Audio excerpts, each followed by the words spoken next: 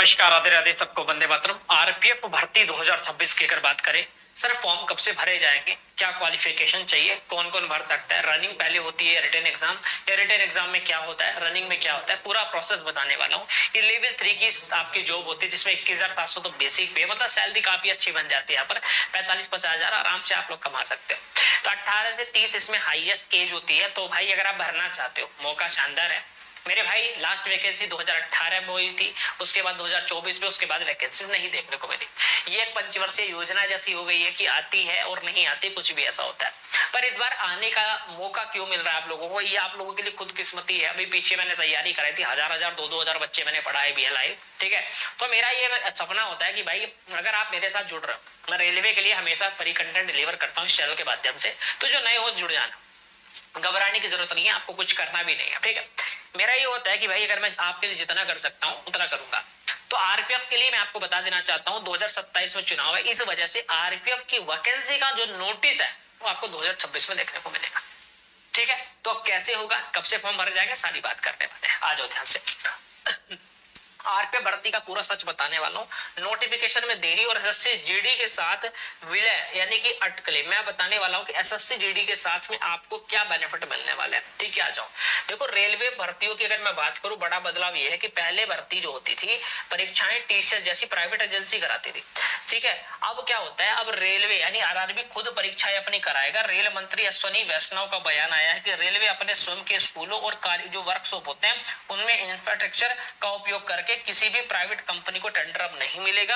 अब रेलवे भर्ती बोर्ड अब पूरी तरीके से स्वतंत्र और आत्मनिर्भर बन रहा है। यहाँ पर मैं बात करूं, देखो भाई आरपीएफ में अगर आप जाना चाहते हो कांस्टेबल पोस्ट पे, तो 10वीं पास की होती है। और ऐसे ही एसएससी में एक और पोस्ट होती है एसएससी जीडी।